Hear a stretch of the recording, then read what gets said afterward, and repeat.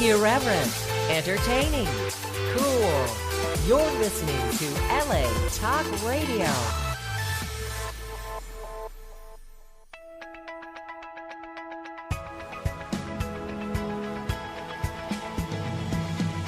You're listening to Question Reality with Priscilla Leona, right here on LA Talk Radio. Hello, and welcome to the Question Reality Radio Show. I'm Priscilla Leona, producer and host of the show, and we're coming to you live. I'm barely alive, but I'm alive. From Los Angeles, California, and for 13 years, we have been providing our audience with entertainment industry career advice. Now, this show is for you if you are questioning your career reality and thinking about pursuing a career in show business, or if you're already working in the entertainment industry and are just interested in tips on how to elevate your career status. Now, the guests on our show include Emmy winners, Grammy winners, Tony Award winners, reality TV stars, working professionals, not prostitutes. I get that question every week. I don't know how I'm going to change that. Not working professional prostitutes. They're producers and directors and casting directors and agents and talent managers and screenwriters and PR agents, publicists, actors, comedians, singers, novelists. We have script supervisors, stunt people. Let's see, celebrity makeup artists, and every December we throw in the entertainment lawyer. We just throw them in there because you have to have one. I know you might not like it, but you have to have one. So save up all your coins, nickels, pennies, and you're going to have to sell shit to hire an entertainment lawyer, but you're going to need them. Definitely. Now, if you missed any of our shows, here are the 3 ways that you can listen to any of our past shows. Number 1, free mobile apps, which are obviously from the App Store, the Google Play Store. The archive page, which you can listen directly from the website you're listening to us on right now. Which is latalkradio.com. And you just look for the show title, which is Question Reality, under the Channel 1 tab. Or you can look for my name, Priscilla Leona, under our host tab. 3, we are on iTunes, the Google Play Store, Stitcher.com, under the podcast section. Just type my name in Google, and we're just all over the place. And we ask a favor of you. We kindly ask that you please me, like I do you, getting a little Beatle reference in there, subscribe to our podcast via Apple Podcasts, okay? Just a little thumb. We need a thumb these days. We need a finger. We've always needed those, but we need them more than ever now with social media. So please listen to our podcast via Apple Podcasts. Finally, if you want to be booked on our show or refer someone to be a guest to promote themselves, showcase their products or their projects, and help listeners by providing career advice or education, go to our official website. Now, you got to pay attention. It is not the one you're listening to now. You got to go to questionrealityradioshow.com. questionrealityradioshow.com, not this website, again, that you're listening to now, which is obviously LA Talk Radio.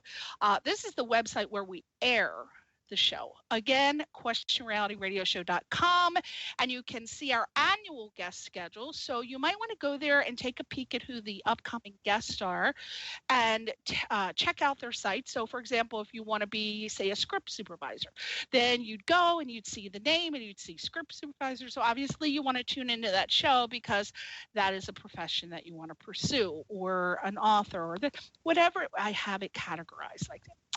And you can submit via the contact page. Very, very easy and short. Just need your name, email, title, and website for our consideration. Now, we were very excited today when our lovely Beatrice Davis contacted us to ask if we were interested in. So excited! Woo! Now, mind you, I might have a little problem pronouncing that word because if it's over 2 syllables, there's a problem with me. I'm from the East Coast, so it's like we talk really, really fast, and we like monosyllabic conversation. I just don't like long words, but you know what? It's a clever title, and we're going to tell you right now. Now, we have on the show today Marc Hoberman. He is the director, and I'll tell you, Janol Mecca Holmes. He is the president and C.O.O. And they are, you ready? Here we go. They are the team behind the they're going to kill me if I get this wrong. Here we go. All right. The Evolvolution initiative. Evolvolution. Yes, I should get applause for that. I really should. I should have a fan, wind blowing through my hair, and I should get applause for saying that because I practiced it. Okay. So what is the Evolvolution initiative, you ask? Well, Marc Hoberman is a renowned educator. He's an author. He's a motivational speaker and trainer. And Marc has extensive experience within the New York City public school system as part of his 30-year legacy. And Janol Mecca Holmes is a culturalist, and an executive producer and CEO with a proven and successful experience within the industries of entertainment.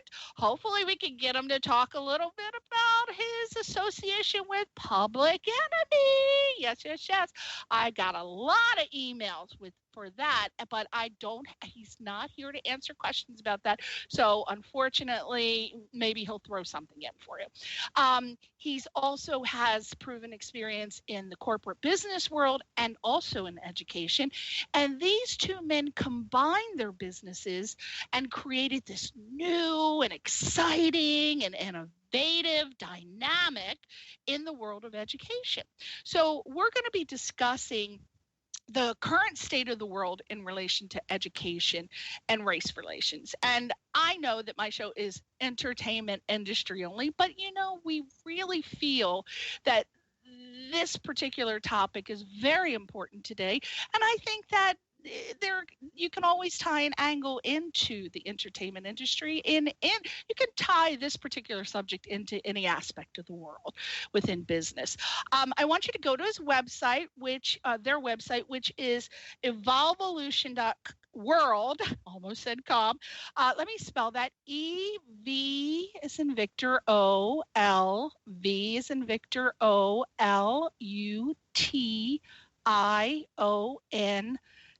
.world. This is the first time I've ever seen an extension .world. So, yay. Welcome to the show, guys. Thanks so much for having us. Hello. Yes. Hello. Hey. Now, since people may not know who's who, just to start out with, say, Janol here or Marc here, but I think to make it easier, what I'll do is I'll say, Janol, you take this question, Marc, you take this question. But, people will be able to tell your voices very, very different. Marc, I hear a hardcore New York accent there, honey. I hear That's woo! it. That's Now, it. where are we from, Marc? Wait a minute. Let me guess. Okay. Is it Brooklyn? You're only about an hour out. Yonkers, New York, originally. Damn! Yonkers, Westchester County. Yep, you're close, though. Good here. Yonkers! Oh my gosh! That play put you on the map, didn't it? Mm-hmm. Lost in Yonkers, one of my favorites. Love Neil Simon. So let me start with Janol. Now, Janol, first of all, I want to say I love your Facebook quote, "A rebel without a pause." I love that. Where did you come up with that? Well, that's what I am, and it's basically a play off the title of my favorite song, one of my favorite songs, which is "Rebel Without a Pause" from Public Enemy. Oh, of course, Public Enemy. How were you, may I ask for people who don't know, how were you associated with Public Enemy? Well, Chuck D is a business partner and associate. of mine. Supernatural INC, which is the company of which I'm president of, is an affiliate company of his. So I've worked with Chuck for many years in a producer capacity, management of one of the labels previously called Slam Jams. And just overall, he's a mentor, just a phenomenal person that had a huge impact in my life. Well, you must know my friend, Narada Michael Walden, who worked with you laugh. He worked with Whitney Houston and oh my gosh, who didn't he work with? I'd have to delete. I think Aretha Franklin, Whitney Houston. Okay. I mean, he worked with all the big stars, my favorite artists. Do you know Narada Michael Walden? He's won like 8 Grammys. Of course. Of course. Yeah. I love that man. Woo, he's so fun. Now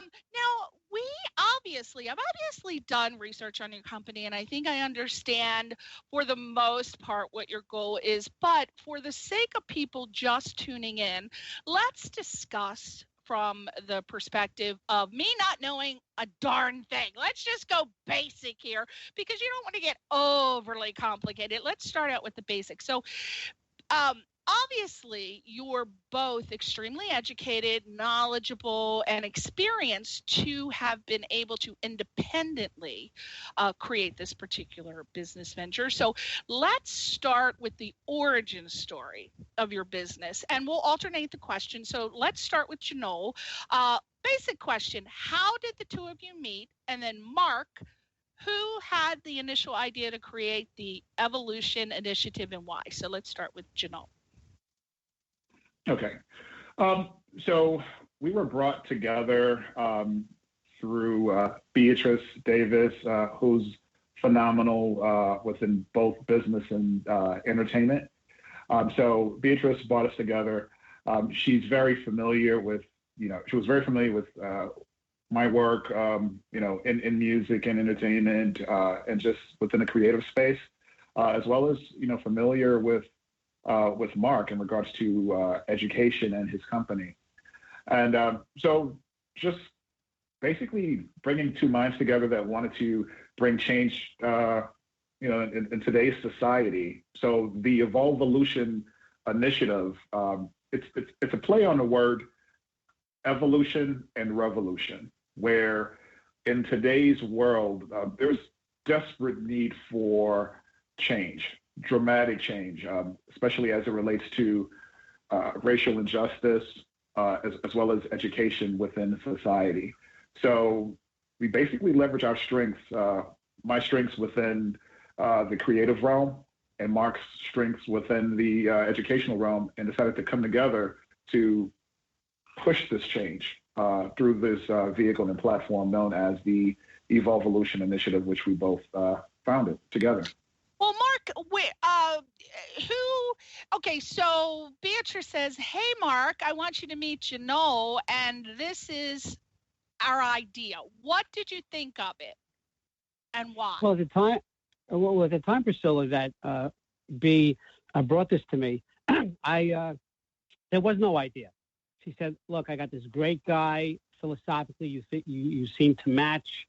You're from two different worlds, but I think there's some cohesion here. And she set up a meeting, and I don't think that the initial discussion lasted for more than 5 minutes when Janol said very simply, yeah, let's do it. And then it evolved into the Evolvolution Initiative and just started to hit the ground running. So we just found that we philosophically might be from different worlds, but we think alike in terms of educating children, even people in the corporate world. And that's just how we got together. Okay, so the whole Evolvolution, I think I've mastered this word now. I love it. Yep. The whole Evolvolution team consists of, from what I understand, experienced educators, and they deliver meaningful and creative curriculums to students globally. So again, let's start with Janol. What's your personal business description of what meaningful and creative courses are? So currently, we have an alliance with an organization based out of the United Kingdom called Show Racism the Red Card. And obviously, based on the title of that organization, it lets you know what they're about, which is fighting racism from their side of the world. And we've already contributed creative means and content to which they've taken it and transformed it into an actual learning curriculum. So there's music and content, creative content that is being utilized within school systems there that's being used to promote change in regards to racism. So again, we're not only targeting students, but we're targeting people from different walks of life within the classroom, within the boardrooms, within churches, within different organizations. So, Mark, how are you delivering these courses to students globally? So obviously, remotely. When the world opens up again, we'd love a lot of it to be in person. But the delivery is based on this new approach to learning, where we meet kids at their reality. So we're kind of offering a program where academic education and character education meet. But as Janol said, via the arts, be it music, poetry, writing, journaling. The delivery is, some people talk at kids, others talk to kids. We really talk with kids. It really is a discussion that crosses curriculums. It's interdisciplinary. It could be English. It could be considered history. And it's really, we have study guides. We have people aligned with us who also join us sometimes in these lessons we deliver. But it's an honest, open dialogue through music, through the different media outlets in that way, that we deliver it by meeting them at their reality. It's all current. It's all based on what they're participating in now. Is this Mark? Is this a classroom situation, like via Zoom, or is this individual instruction? Oh, great question. So it can be classroom, but it can be classrooms where people, if we go remotely, can tap in more than one classroom at a time. It can be a remote assembly, and when it becomes in person, it can be all those things again. It wouldn't be individual, but it could be classrooms, assembly, any size basically. It's not cookie cutter. We really meet the needs of the venue. And what is the course process? So, for example, there's no school. I think there's some school, but how are you promoting the company? How are you getting the word out? And if somebody, like, putting it up on a bulletin board in school is not an option now, how are you delivering your message of, hey, we have this program and this is the course process? Like, what is the course process and how you're getting your word out? Mark. Sure. So many different ways. We all have, I've been in education over 30 years. Janol's been in business almost as long. And as you mentioned, B. Davis, we all have our different connections, both in education and out.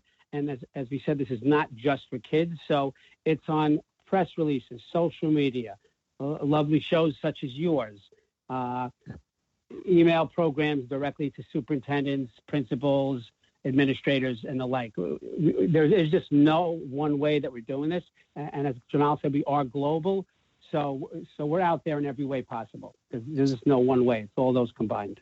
So, Janol, how do people sign up? Do they see the information and do they go to the website, and is it structured on the website for people to sign up? And if so, what is the criteria? Do you have to be a certain age, et cetera, et cetera?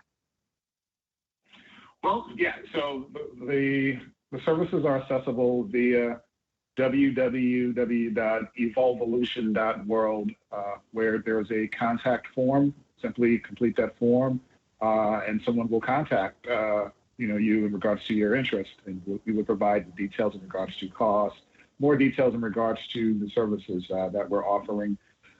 We've officially just launched to the public, I would say within approximately 2 weeks ago. So the website is rather new. The press release just happened last week. So but as far as initial steps towards soliciting our services, www.evolvolution.world. And Janol, what kind of courses? Like I'm thinking, should I go to the website? Well, what would motivate me to go to the website? Well, it could be a particular course. What kind of courses are you currently offering, and what courses will you be offering in the future that would be inspirational or motivating? Definitely, and I want to split this question with Marc.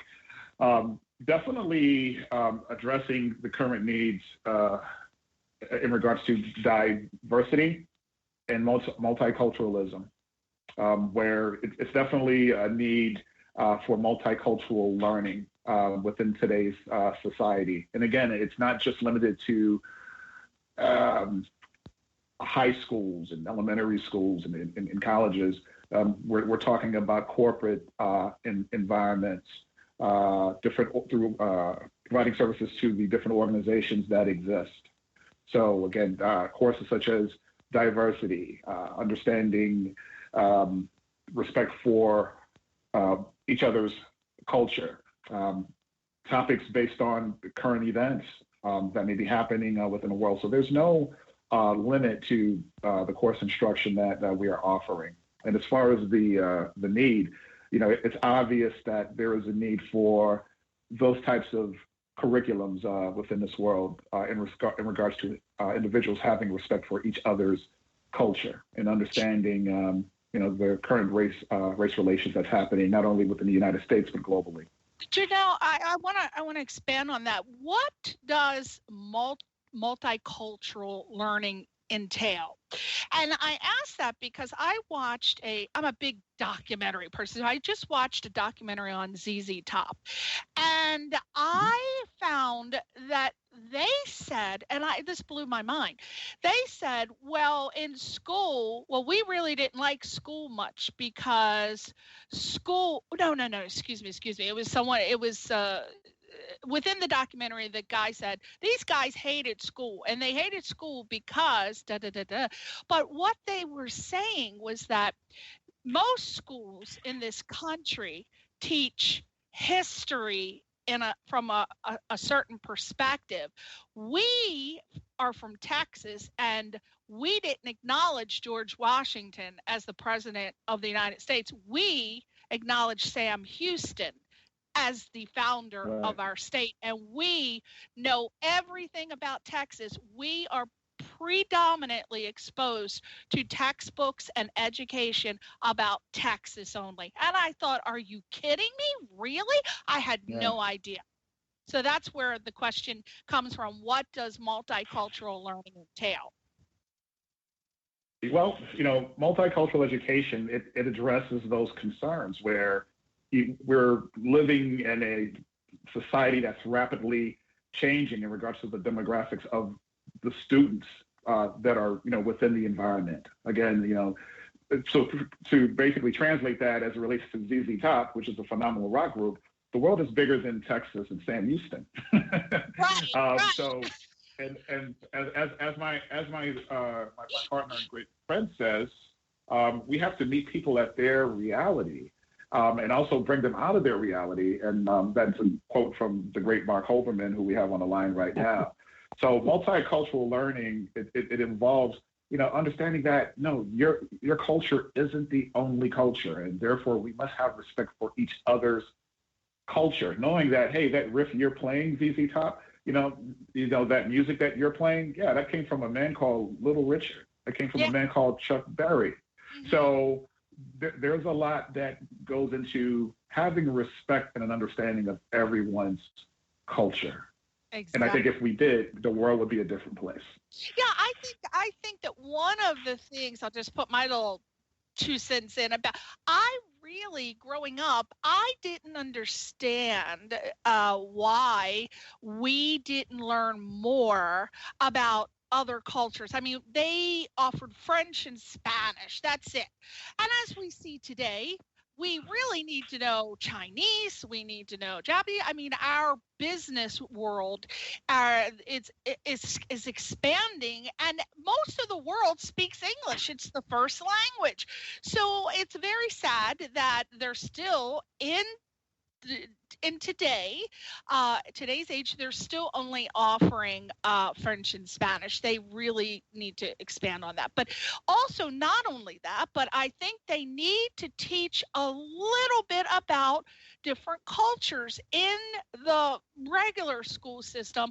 What is the likelihood? Now, you obviously are going to offer that in your program, but what is the likelihood of your company actually having an impact on the school system where they start thinking, hey, we need to teach certain cultural things? Like, a lot of people can't even say hi in another language. They just speak English here.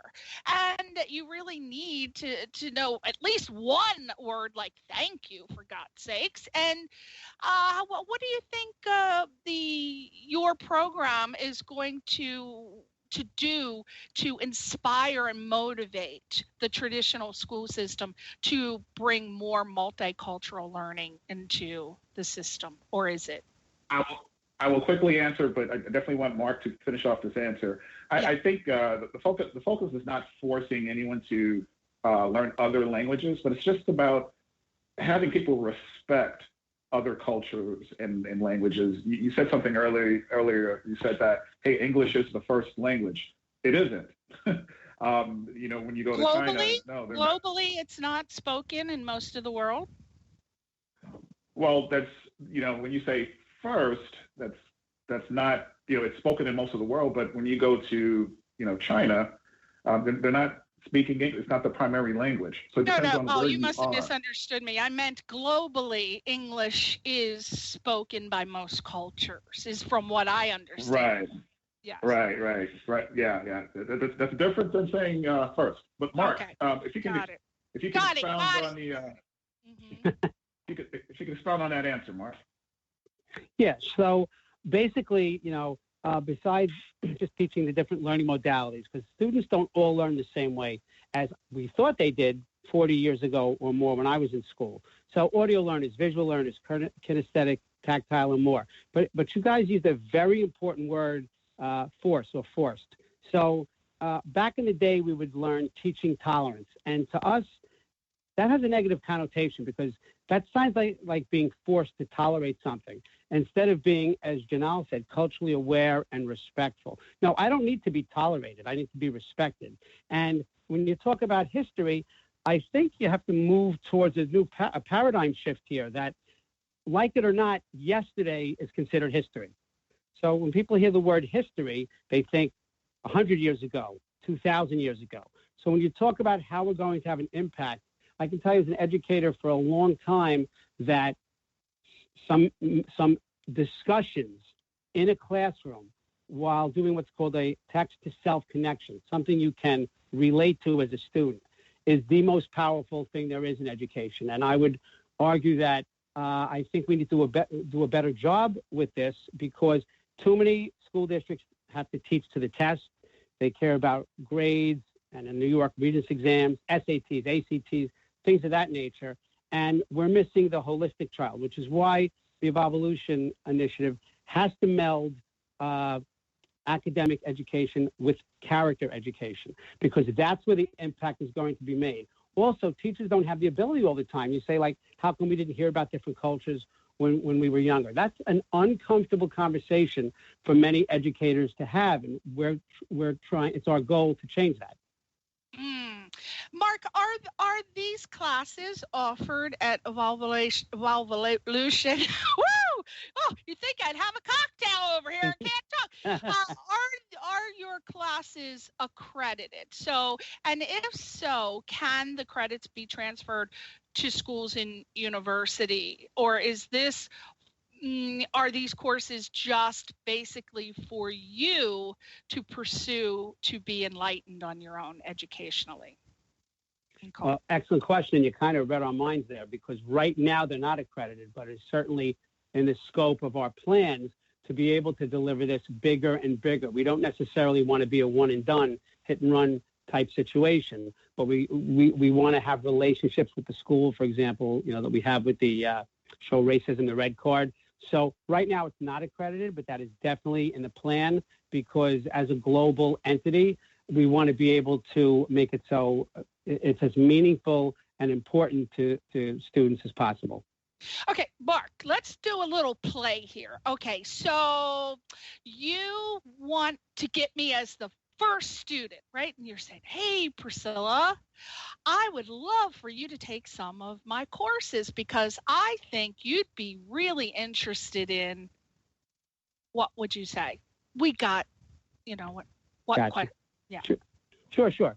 So it wouldn't be a student, it would be more of a class and speaking, let's say, to an administrator or even a teacher. So basically, if you're interested in a discussion through music, through poetry, through things of that nature that will enlighten you and really help you learn more about other people and learn more about the importance of not just anti-racism. What is it? What is racism? And what is anti-racism? What is anti-bullying? What is cultural awareness? If you want to learn about that with some songs that you might be familiar with, some you may not, but in things that not to belabor that saying, but meet them at their reality, things that we know interest them. It's almost like for some kids, the anti-school, because just by nature, if it's happening in a classroom, it can't be meaningful or it can't be fun or it can't be interesting. This is the opposite of that. So if you're interested in growing as a person, this is something that would be interesting to that student. So is it set up where somebody goes to the website and they can see all the list of classes and then they send an email and then somebody contacts them that has the position of being, like, for lack of a better word, a guidance counselor? Because as you said, people have different wants, needs, and desires. So is there some sort of an investigation, so to speak, into the person? Like, I want to investigate to see, are they interested in arts and entertainment? Are they more interested in how, as you just said, in music? In what exactly is going to really cater and specialize the classes? Well, Priscilla, yeah, so no two students are the same. No two schools are the same. No two school districts are the same. Mm-hmm. So it really is not cookie cutter. It's based on contacting us and having a discussion on the needs of that particular class, that particular school district, what have you.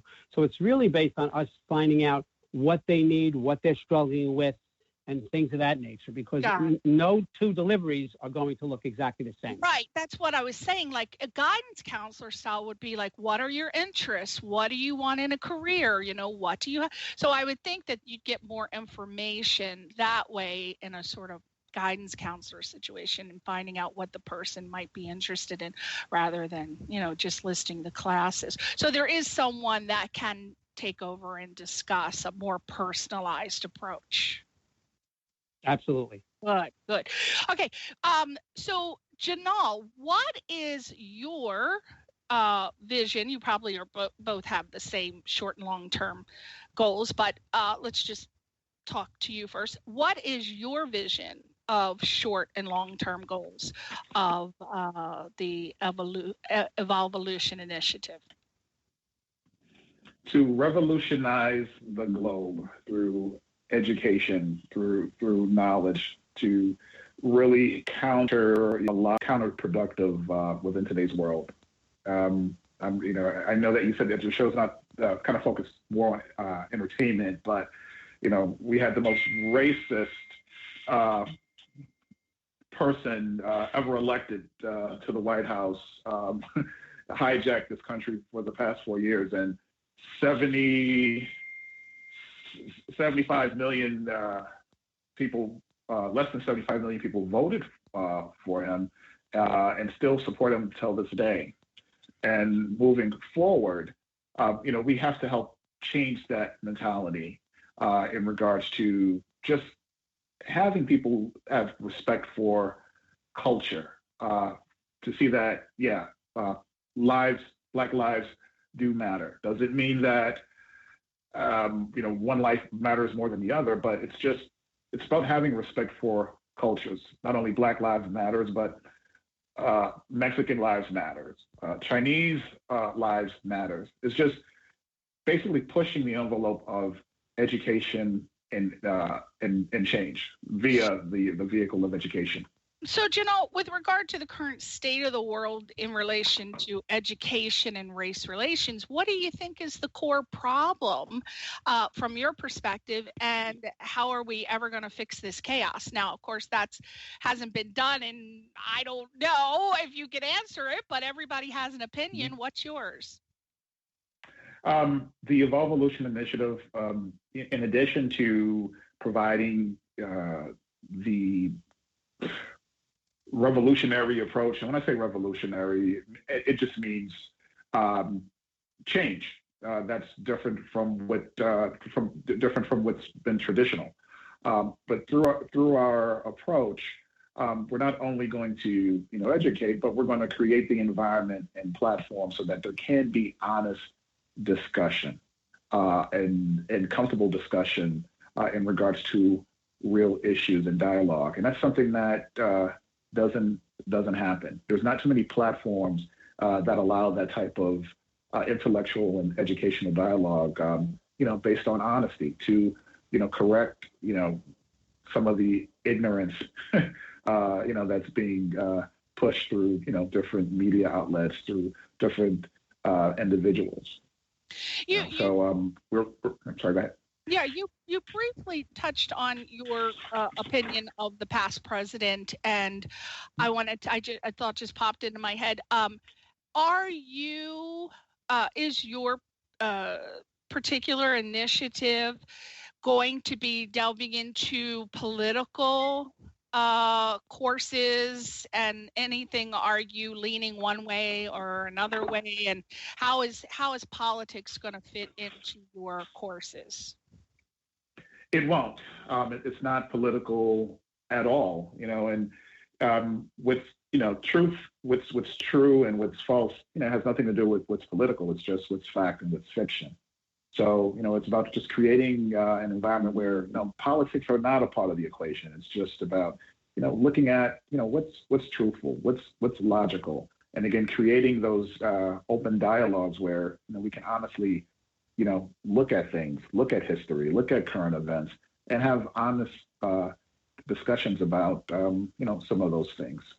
Okay, so your courses are not you're not going to get into courses such as socio. How to become a Democrat 101? No, that's not. Exactly. That's not our goal. No. Or how to become a Republican 101, right? Of course it's right. Okay, right. So there won't be any persuasion of any particular political viewpoint.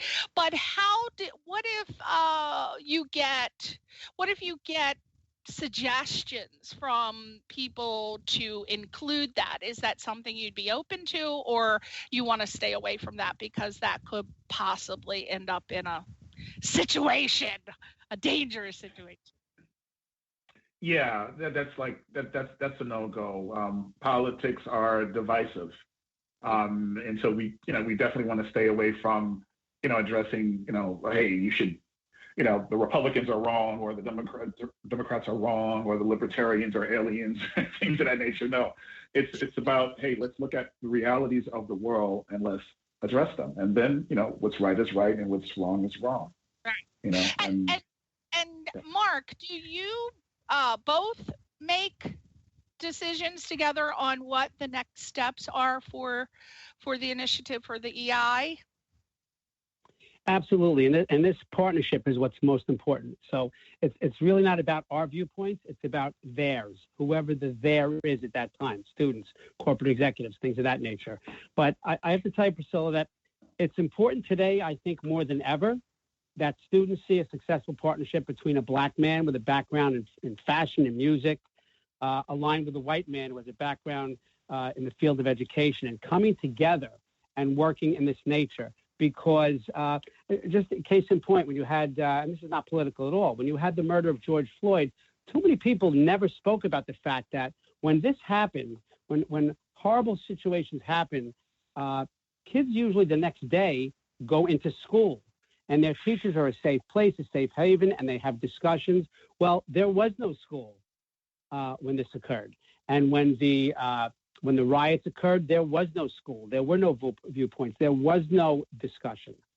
So that's why something like this is so important, because we do it. And I'm glad your show is an entertainment show, because I can tell you firsthand as a teacher for a long time, it's a very entertaining delivery and curriculum. And we make all decisions together, because two heads are better than one, but also just working together is just very important, because as we do come from different backgrounds, there's more that unites us than divides us. So that's the kind of respectful, this is a business partnership, but it's a very, very respectful business partnership. And this question is for both of you. We'll start with Janol. What do you base your criteria to be able to decide what courses you're going to offer? Again, leaning on, Marc's quote, meeting individuals as well as, everyone at their reality, what is needed, specifically, from a particular school or organization, and then catering to those needs. And Marc, how you obviously both of you felt very, very passionately to get together and to start this project. And what do you feel like when we go back, when I say go back, that means people get together and not worry about the cooties, get back together. Right. We don't have to worry about stuff.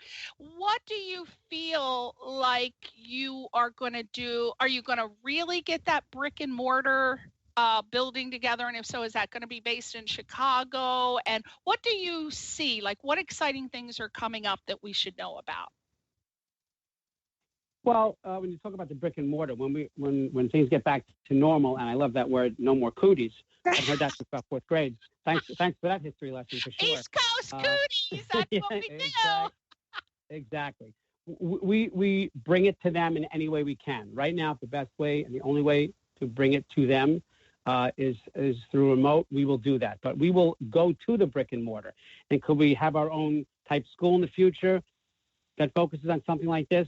Absolutely. But I have to tell you that it's nothing against teachers, but many teachers have to teach the test. They have a curriculum map. They have to have dates on it. They have to get things done at a certain time. We're able to meet the kids, as we said, at their reality, but deliver something to them that they're not getting tested on, that they're going to be able to do further project-based learning on should they want to. But we're able to deliver this wherever they are in any way they need it, especially when this pandemic, God willing, is a thing of the past. Yeah, I know that a lot. I don't have children, but my husband and I were very, very interested in how there was such pandemonium when kids had to go on the computer and work a curriculum that they had been doing in school. So what do you think you said that it could be a group setting, like a school situation, or individual. Have you got any kind of thing in place so that it'll be a very smooth transition and coursework and studying and all of that in place right now for your courses? Well, first of all, so just for name reasons, so it's more sessions than a full-blown course. We have 1, 2, 3, 4-day deliveries. What might be good for one school is 1 day. Someone else might want 4 days. And it's a set delivery, but it's almost like, I guess an analogy would be a stand-up comedian who really doesn't have a script, because you're going to get an answer from one of our very telling questions, and our questions are aligned with the Common Core curriculum, soon to be next generation curriculum. But you're going to get a different answer from a different kid based on their reality, their age, the class they're in. And so it's as I said before, it's not cookie cutter. So it is very smooth, but the magic in it is in the dialogue and it's in the discussion. It could be through, as we said, music and poetry, as we said, but it's the debrief after where the magic really happens in discussing what do these words mean on this page? What do the words mean in this song? Why did the person decide to make this video look like this? Yeah, I'm on your website now under the what we do, and it says deliver education via a developed innovative program. We use creative arts, music, art, drama, and expression with outcome-driven programs that reconfigure teaching methodologies and challenge ineffective learning mechanisms. And my question is, so is right now, are you just doing music, art, drama, and expression? Because I didn't see like a list of courses, and I'm just taking that from what I could see. Is that what you're doing right now with a hope to expand on other sessions rather? Yes, we are looking to expand on other sessions. Right now, the art, music, and drama, and the outcome that you mentioned, that's where our wheelhouse is now. We're evolving.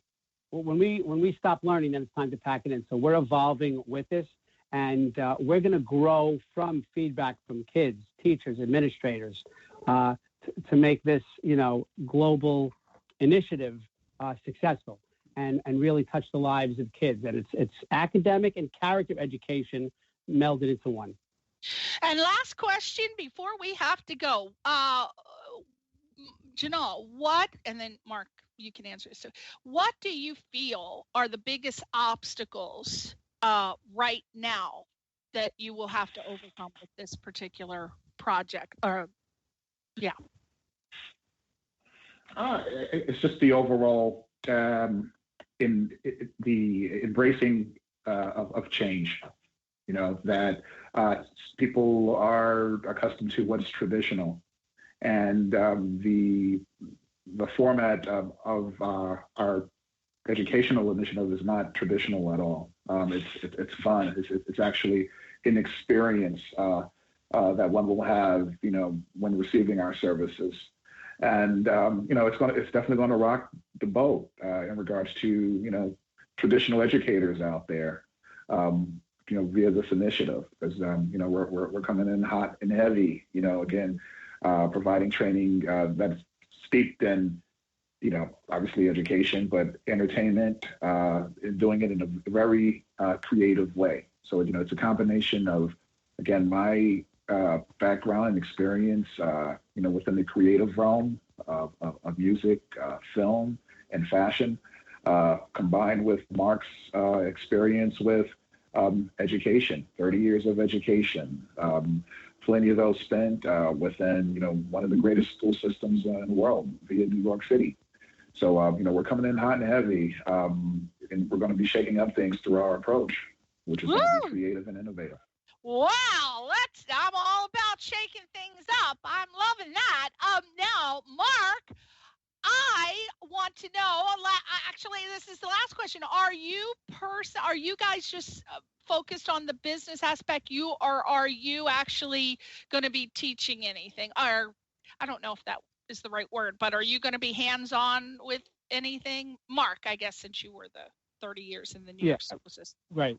Absolutely hands-on. We will be training other people to deliver this as well, but we're this is new, and we are absolutely hands-on. We're not, I worked with people who are hands-on before. We're hands-on, but we're not hands-choking.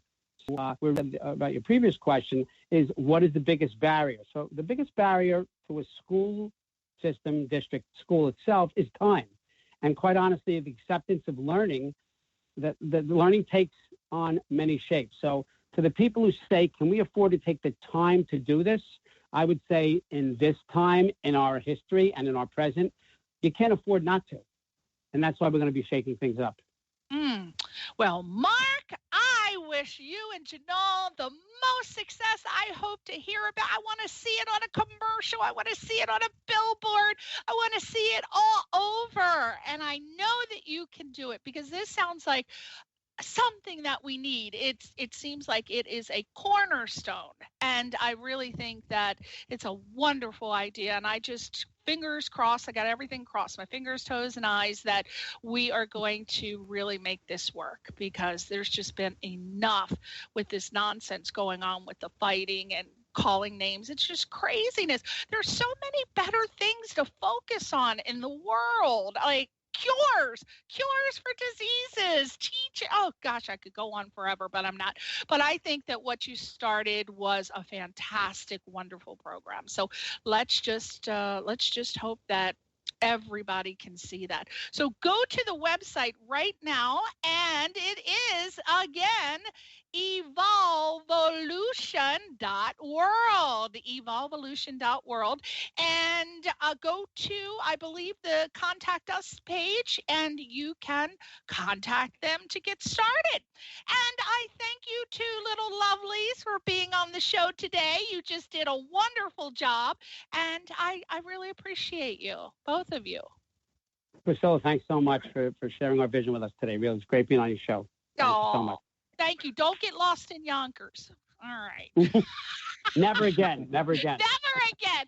Thank you, Janol, so much, sweetie. I appreciate your time and effort, both of you. And I hope you guys have a great day, okay? You too. Thanks so much. Thank you, honey. Bye. Bye-bye. Goodbye.